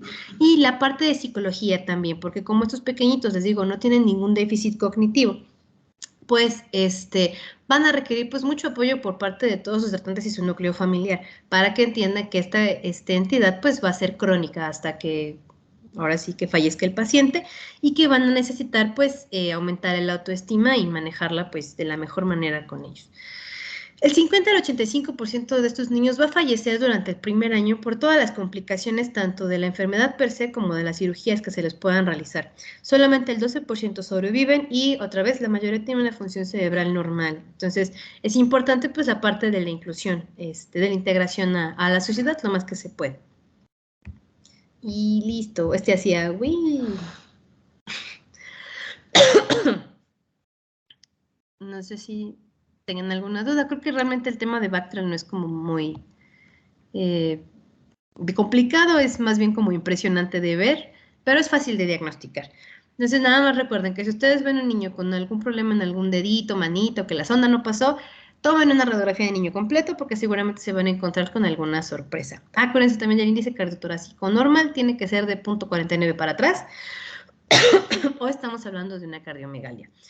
Y, ¿qué más? Si ustedes a la auscultación no escuchan bien algún pulmoncito, pues también con mayor razón tomar una buena radiografía para diagnosticar desde una hernia diafragmática hasta un Bacter por ahí que no estábamos viendo. Entonces, ¿cómo ven? Bueno, me dice el chat dudas en cuanto a la asfixia perinatal. Nosotros como primer nivel de atención, pues nos llegan los niños más o menos de los 3 a los 7 días postnatales. ¿Qué es lo que podríamos, o qué es lo que se nos podría pasar o en qué podemos detectar para poderlo enviar a segundo nivel de manera oportuna? O con cualquiera de estos temas, ¿qué es lo que podríamos nosotros abordar? Aunque primero, por ejemplo, con la asfixia. Si ustedes ya los van a ver entre el tercer y séptimo día, primero que los reflejos sean normales, que la prensión palmar sea buena. O sea, si ustedes, por ejemplo, ponen la manita aquí abajo de los dedos, el niño tiene que sujetarles la mano. Y de preferencia, pues si nosotros podemos sujetar, sabemos que es una buena prensión donde el niño no nos suelta y podemos incluso levantarlo y con eso hacer el reflejo de Moro. Si la prensión, por ejemplo, es débil, como que medio nos agarra o nos suelta rápido y se le va la mano o está hipotónico, es un dato de alarma neurológico y hay que mandarlo al segundo nivel. También la prensión plantar, porque muchas veces no la revisamos, que sea igual abajo de donde se acomodan los deditos, ver que se haga una buena prensión con sus deditos, de los dos lados. Si vemos que hace más de un lado que de otro, también puede ser un dato de alarma. Si ustedes tienen la posibilidad de ver al mismo bebé al tercer día y al séptimo día, y el tercer día a lo mejor el moro no era muy bueno y la prensión palmar como que les daba dudas, vuelvan a ver al séptimo día. Si lo ven que persisten estos datos, entonces hay que mandarlo al segundo nivel. Por ejemplo, también datos de rigidez en extremidades, por ejemplo, que si la mamá, por ejemplo, al momento de desvestirlo, ustedes ven que tiene los bracitos completamente arriba, o el empuñamiento de las manitas todo el tiempo, que no sueltan las manos para tomar otras cosas, o que las extremidades inferiores, ustedes, por ejemplo, las suben o las mueven para hacer Barlow y ortolani y ven que están rígidas, también es un dato de que tuvo asfixia y no se le trató, entonces también hay que mandarlo al segundo nivel. Succiones deficientes, niños que no estén comiendo bien porque no se pegan bien al pecho, verificar que la succión sea buena. Entonces nos ponemos un buen guante o si no tenemos guantes pues con las manos bien limpias, el dedo más chiquito que es el meñique, lo ponemos dentro de la boca del bebé tocando el paladar como si fuera el pezón de la mamá. En teoría tendría que hacer de 8 a 10 buenas succiones, apretando bien la manita y sin cansarse para después descansar. Para que pensemos que es una buena succión. Si nosotros metemos el dedo y el niño como que nada más lo chupetea y lo deja ahí, o come nos succiona 2-3 veces o no lo hace, también es un dato de alarma neurológico. Niños muy irritables, que ustedes, por ejemplo, los ven que están haciendo la cabeza para atrás todo el tiempo, que por ejemplo, la mamá dice, es que llora todo el tiempo, no puede comer porque llora, no hace popó porque llora, no dormimos desde que nació y ven todo extraño como en opistotón total, también hay que mandarlo al segundo nivel.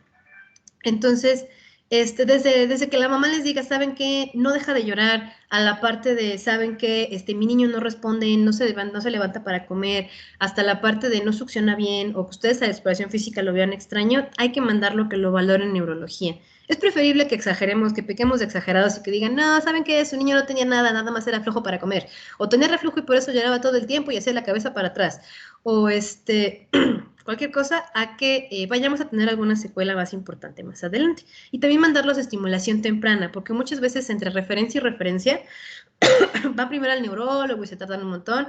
Entonces, también mandarlos a rehabilitación, a estimulación temprana, para que desde el primer día que nosotros los vemos mal, empiecen a trabajar con ellos.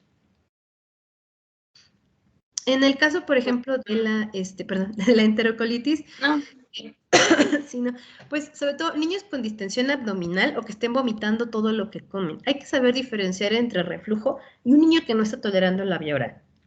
Entonces, si nuestro niño, por ejemplo, hace 8 tomas idealmente durante el día y vomita 4 o más, podríamos pensar que es un reflujo. Pero si ya vomita casi todas las tomas y entre cuanto toma no se espera ni una hora y va para afuera toda la comida, probablemente estemos ante una intolerancia a la vía oral.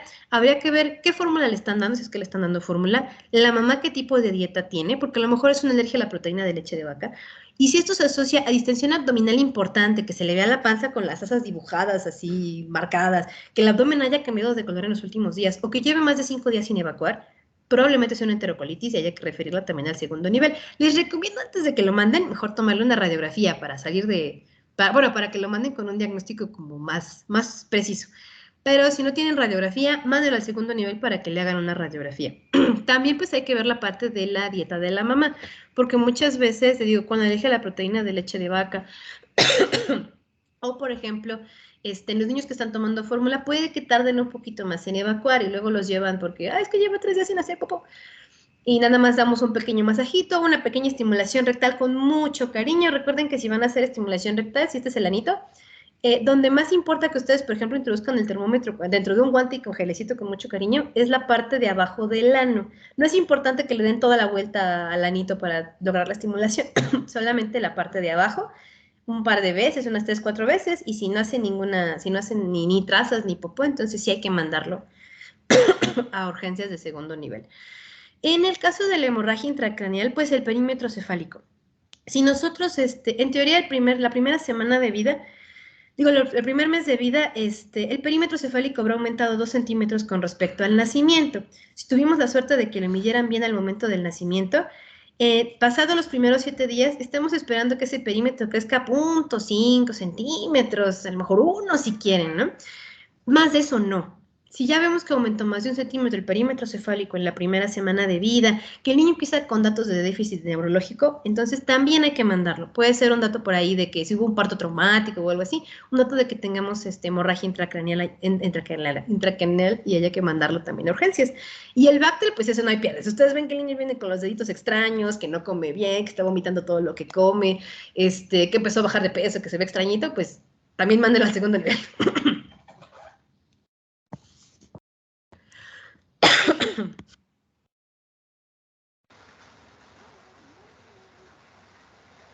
El pronóstico de los pacientes que padecen o que padecieron enterocolitis necrotizante, doctora, y sus, digamos, con secuelas o secuelas a largo plazo, como ¿cuáles serían más o menos?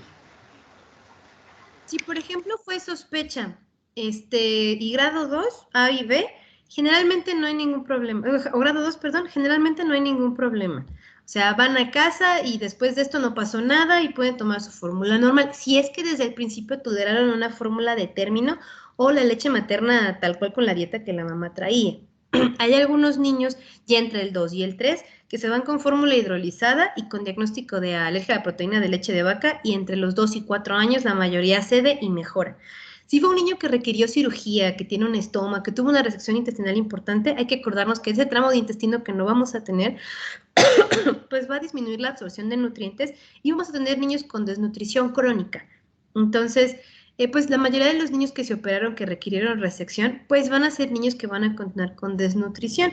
Y acordémonos también que los niños desnutridos pues no tienen buen neurodesarrollo. Entonces tendríamos que suplementarlos con omegas, con vitaminas, con hierro, con ácido fólico y estar vigilando también la parte de la rehabilitación, porque pueden tener también problemas en esta parte. Y acuérdense también que los primeros 2 años son los más importantes para el neurodesarrollo. Es cuando más plastía hay. Entonces, si en esos primeros 2 años no verificamos que nuestro niño estuvo bien de peso, que esté bien suplementado, que el manejo del estómago sea correcto, podemos tener ya secuelas para toda la vida. Tanto en cuanto al peso, al estado nutricio y a la parte neurológica y para cuando se desempeñe pues en la sociedad. Son de estas pacientes, estas personas que van a ser dependientes porque no van a poder hacer varias cosas. Entonces yo diría que depende de qué qué clasificación haya caído su paciente y qué tipo de tratamiento haya requerido, el pronóstico en cuanto a la dieta y en cuanto al neurodesarrollo y la vida más adelante. Muchas gracias, doctora. Me pregunta la doctora Espinosa que qué fórmula recomienda para estos pequeños. ¿O cuáles son las más recomendadas? Fórmulas. ¿Fórmulas? Pues es que también depende. Si ustedes, por ejemplo, están en una institución pública donde solamente hay entera y extensamente hidrolizada, primero pues se recomienda en los pacientes con tipo 1 o 2, o sea, sospecha o leve, que iniciemos con bueno, primero obviamente con leche materna, ¿no? Si no se puede, entonces con fórmulas normales, digamos, la NAN, la Enfamil, la Good Start, ¿no? La normal. Si ya empezamos a ver que como que no tolera muy bien o nos da sospechita ahí entre 2 y 3, les recomiendo todas las que digan Comfort, porque vienen con proteína parcialmente hidrolizada. Entonces, es raro que un niño, digo, con sospecha o con enterocolitis leve, o un niño que, por ejemplo, no la está tolerando bien en lo que la mamá mejora la dieta, no tolere las fórmulas Comfort. Si no vemos que tolere la fórmula Comfort, entonces ya nos vamos a la extensamente hidrolizada, que es la que generalmente tenemos en el sector público. Por eso hacemos el salto tan importante. Extensamente hidrolizadas, por ejemplo, está la Alfarein Nutramigen, si no mal recuerdo. Si a esos niños, por ejemplo, le hicieron una resección y estuvo en ayuno durante mucho tiempo y le intentamos con hidrolizada y no funcionó, parcialmente hidrolizada y no funcionó, extensamente hidrolizada y no funcionó, entonces ya nos tendríamos que ir a una leche en base a aminoácidos, como por ejemplo está la Puramino y Altera, creo que es la marca de Nestlé, pero la Puramino si no me pierde. Ya más hidrolizado que eso ya no hay, más deshecho que eso ya no hay. Entonces, en caso de que nuestro paciente no haya tolerado la Puramino, solo en ese caso veríamos la opción, tal vez, de dar una leche alternativa, como por ejemplo la leche de cabra, que es la leche cabrita que se puso muy de moda, o la leche vegetal. Pero es raro realmente que los pediatras indiquemos una leche vegetal. Entonces, ya saben, generalmente, pues si el niño no estuvo tan grave, le damos una leche entera. Si no tolera o estuvo más gravezón, parcialmente hidrolizada, luego hidrolizada y después la que es con puros aminoácidos. ¿Por qué? Porque primero pues son muy caras, o sea, realmente nos salen caras tanto al sector público como a las mamás, ¿no? Que tienen que estar comprando esas leches. Si ustedes van al súper, les dejo de tarea, vayan al súper a buscar una lata de leche extensamente hidrolizada y verdaderamente les va a sorprender que un niño se tome 3, 4 botes en una semana. Entonces estamos hablando de 3, 4 mil pesos por semana de pura leche. Entonces, sí podemos darle la oportunidad de que tolere una que sea extensamente hidrolizada o parcialmente hidrolizada, pues qué mejor para la economía de la mamá y también para cuando nosotros intentemos progresar ese niño en la dieta, para que no nos cueste tanto trabajo. Bueno, ya le doy muchas vueltas, pero es para que tengan como muchos datos. Muchas gracias, doctora. ¿Qué más? Creo que por el momento serían todas las dudas, o al menos de mi parte serían todas las dudas, son temas bastante interesantes y todo este enfoque que nos dio hacia primer nivel también creo que es una parte muy importante de qué es con lo que nos podemos quedar, aparte de todo lo que se ve en segundo y tercer nivel y cómo podemos incidir nosotros en este tipo de población. Muchas gracias por toda la información que nos brindó ahorita. No, igual, si gustan, le puedo mandar a la doctora Lozano la presentación por si les funciona para modo de resumen, porque no sabemos en su qué tanto les vayan a preguntar. Por si les sirve la fisiopatología, pues ya va resumida y súper digerida para que no tengan como que escucharse los 50 capítulos. Sí, doctor, muchas gracias. Sí, muchas gracias. Bueno, pues Gracias, ha sido doctora. si puedo ayudarte. Yo una última pregunta. Dime. Por ejemplo, en los pequeños con enterocolitis, cuando les empecemos la ablactación, ¿tendrían algún problema de tolerar los alimentos nuevos o no tendrían que tener algún problema? Siempre y cuando no hayan requerido de resección intestinal, pueden manejarlo ustedes en primer nivel. Nada más acuérdense que ya recomienda la Asociación Española de Pediatría empezar primero con proteína, o sea, con pollo o con cereal infantil fortificado, y después con, bueno, y conforme vaya pasando el tiempo, con frutas vegetales y que podemos también darles alimentos alergénicos. No debería de haber ningún problema para que toleren siempre y cuando tengan el intestino completo. Eso sí, para la inserción, por ejemplo, a los 10, 12 meses de derivados de la leche, o por ejemplo, cosas que tengan, si quedó con alergia a la proteína de leche de vaca, por ejemplo, pan y estas cosas que puedan tener ahí lechita, o quesos blancos, yogures y todo esto, sí hay que tener un poquito más de tiento. Si el niño estuvo con leche parcialmente hidrolizada, extensamente hidrolizado, con aminoácidos, tal vez sí esperar hasta después de los 12 meses para introducción con alimentos que tengan leche, trazas de leche o derivados de la leche. Muchas gracias. Me comenta la doctora Espinosa que de ahí del centro de salud se envían como referencia los pacientes al pediátrico de Legaria. Que si usted recomienda algún otro centro hospitalario, aparte de Legaria y aparte del Instituto Nacional de Pediatría. Por ejemplo, para la parte del neurodesarrollo, aunque recién nacidos no aceptan ahí, ya son más lactantitos como de 6 meses para arriba.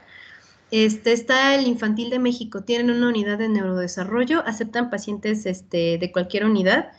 Solamente pues la agenda obviamente pues está un poco llena, pero vale completamente la pena. Tienen ahí terapia de lenguaje, les hacen estudios de audición, tienen pediatras del desarrollo, están asociados con neurólogos, gastro, cirus, todo lo que necesiten los niños, lo pueden ver allá en el Infantil de México. Solamente es cosa de que las mamás se comuniquen ahí, o no sé si ustedes puedan hacer el pase directo, y ya les agendan ellos cita. Y está también, por ejemplo, para los niños que tengan escasos recursos y que tengan problemas de nutrición y que necesiten también apoyo psicológico, está la Asociación de la Cruz Blanca. Ahí nada más ellos tienen que acudir, así que presentar su caso y los aceptan sin problema. Y la intención es integral entre pediatría, nutrición y psicología. ¿Qué otro? Pues creo que ya no sabría recomendarles otro.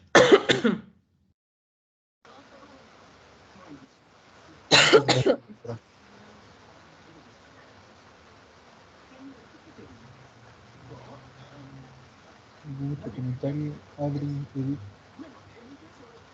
No, pues creo que son todas las dudas que teníamos al momento y cómo podríamos intervenir nosotros en primer nivel. También nos quedaron bastante claros los factores de riesgo con las madres, que es lo que también vemos muy seguido, que es lo que podríamos ir detectando en el control prenatal, que pues es bastante importante. Sí, sobre todo la diabetes gestacional y pregestacional es algo que hay que tener muy en control, porque puede favorecer dificultad respiratoria, atrofia a nivel encefálica, puede favorecer miocardiopatías hipertróficas, problemas de la glucosa, problemas en la sangre al nacimiento, etcétera, etcétera. Entonces, sobre todo yo creo que esa es la que más tienen que atacar porque nos da mucha batalla cuando nacen los niños. De acuerdo. Pues creo que ya no queda ninguna duda, ¿no? Muchas gracias, doctora, por su tiempo, por su dedicación, por su participación. Estamos programando, o no programando, más bien gestionando la expedición de su constancia por colaborar con nosotros, con estos temas para nuestro temario POEM, nuestra formación también como médicos especialistas en medicina familiar. Le reiteramos nuestro agradecimiento, doctora. Al contrario, muchas gracias por la invitación y la confianza, y si les puedo ayudar en algún otro tema, con mucho gusto me avisan y nos vemos. Sí, doctora, muchas gracias. Entonces nos vemos el día viernes a la misma hora, ¿está bien, doctora? ¿O? Bueno, no me habían asignado más temas, pero no sé si quieren que veamos alguna otra cosa. Había comentado Adri, no sé si Pues lo checamos nuevamente. Sí, porque los 4 del bloque ya los vimos ahorita Ah, ok, bien, completos. entonces lo revisamos y Pero si ya se todavía vieron todos. podemos dar otros. Ah, perfecto, entonces si ya se dieron, adelante. Entonces, nuevamente, doctora, muchas gracias por su tiempo y su dedicación para darnos estos temas. No, de qué, con gusto, ya sabe. Cualquier cosa, tiene mi número. Muchas gracias. Muchas gracias, doctora. Cuídense mucho, no, de qué, que estén muy bien. Hasta luego, bonita tarde. Bye. Adiós. Adiós, hasta luego.